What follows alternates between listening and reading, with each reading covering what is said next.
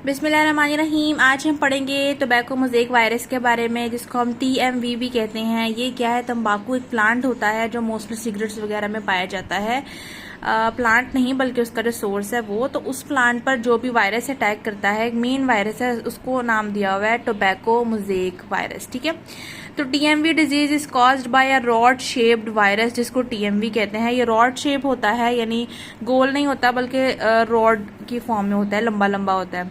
300 nanometre इसकी length है और 15 नैनोमीटर इसकी डायमीटर, यानी half of the length is diameter. ठीक है, तो ये इसका साइज है और इसमें सिंगल स्ट्रैंडेड RNA पाया जाता है और कैप्सिड भी इसके अंदर मौजूद होता है। ये DNA वायरस नहीं है, ये RNA वायरस है। ओके, उसके अलावा the code protein self assembles into a helical structure around RNA।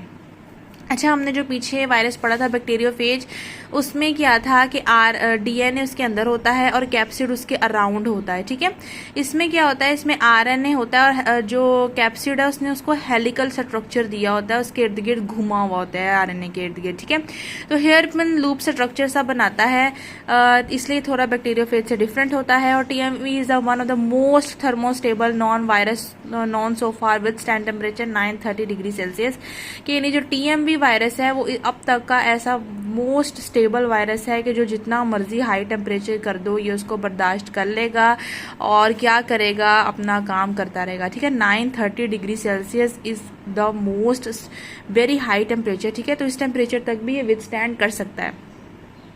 ये इसकी सिस्टमिक पोजीशन है। सिस्टमिक पोजीशन ये मैंने वैसे आपको लिख के दे दी थी क्योंकि ये अक्सर MCQs में आ जाती है कि इसकी डिवीजन क्या है और इसके अलावा क्लास क्या हो सकती है, फैमिली क्या हो सकती है, जीनस क्या हो सकती है। ठीक है, तो ये आपने याद कर लेनी है, इट इज़ क्वाइट इम्पॉर्टेंट।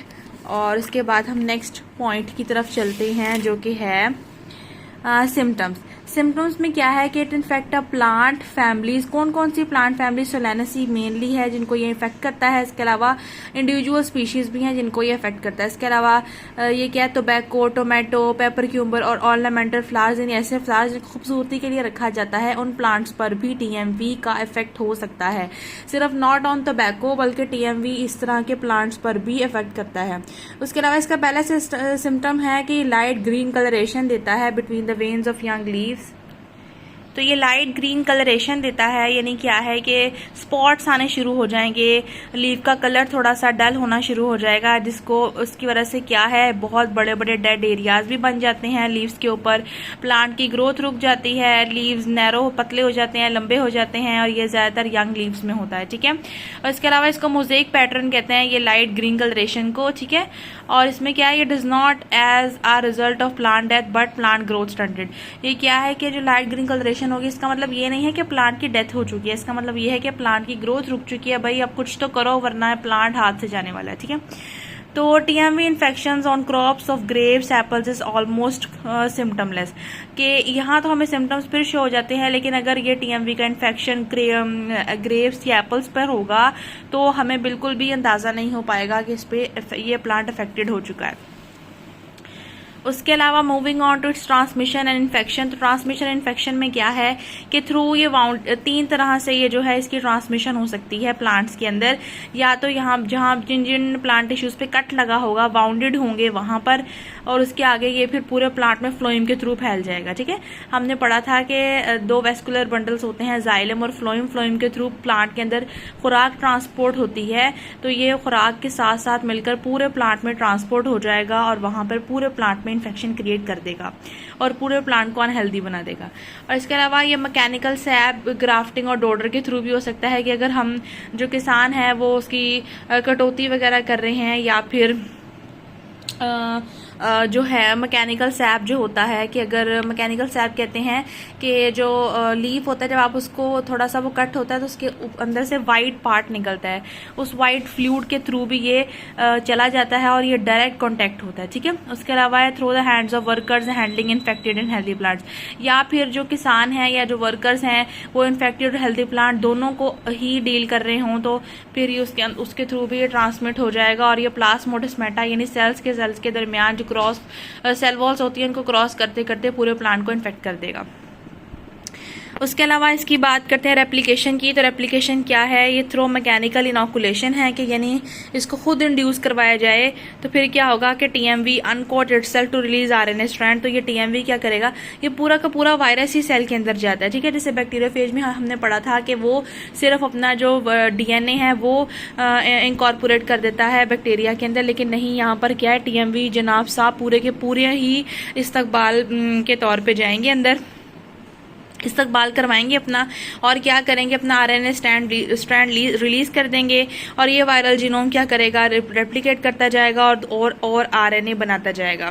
फिर ये क्या करेंगे, आरएनए से हमें पता है प्रोटीन बनती है, इसके अलावा ये एंजाइम है आरडीआरपी, ये भी बनेगा, और इसके अलावा है मूवमेंट प्रोटीन्स भी इसके अंदर बनेगी, ठीक है। तो प्रोटीन्स इसमें काफ़ी सारी बनेंगी, और TMV can replicate it's on genome, ये अपना जीनोम खुद रेप्लिकेट कर सकता है, और ये क्या है, यही जीनोम मिलकर छोटे छोटे टीएमवी वायरियन बनाते जाएंगे।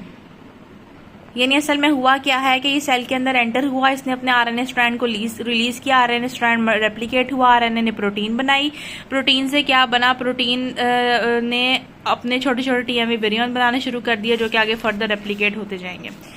अच्छा, last but not the least one है इसका कंट्रोल ऑफ डिजीज। ज़ाहिर बात है, अगर कोई डिजीज फैल रही है तो हमें पता होना चाहिए कि हम उसको कैसे कंट्रोल कर सकते हैं ताकि हमें उसका बेनिफिट हो सके। तो कंट्रोल है सैनिटेशन। सबसे पहली बात है कि को भी उसके, अगर हमें पता है कि इन्फेक्टेड प्लांट्स हैं तो हमेशा सैनिटेशन से काम किया जाए, सफाई सुथराई से काम किया जाए, not just on infected plants but healthy crops के रिजल्ट में भी, ठीक है। तो और अगर कोई ऐसी इन्फेक्टेड क्रॉप है जो कि हमने उसको ख़त्म किया है तो कम से कम 2 साल के अंदर अंदर तक वहाँ पर कोई दूसरी क्रॉप नहीं उगानी चाहिए, क्योंकि वायरस का अटैक उन पर भी हो सकता है। उसके अलावा है removal of disease plants and seeds in early season, कि अगर हमें पता है कि ये प्लांट डिजीज्ड है या जो इससे पैदा होने वाले बीज हैं वो भी डिजीज्ड हैं, तो सीजन के शुरू में ही हम उनको फौरन से निकाल दो, उसको आइसोलेट कर दो, क्योंकि वरना फिर वो पूरे की पूरी क्रॉप तबाह कर देगा। उसके अलावा है workers hands must be clean, ये सोप के साथ हाथ धो, जिसको 3% ट्राइसोडियम फॉस्फेट है, उसके साथ अपने हैंड वॉश करें और फिर उस पर काम करें।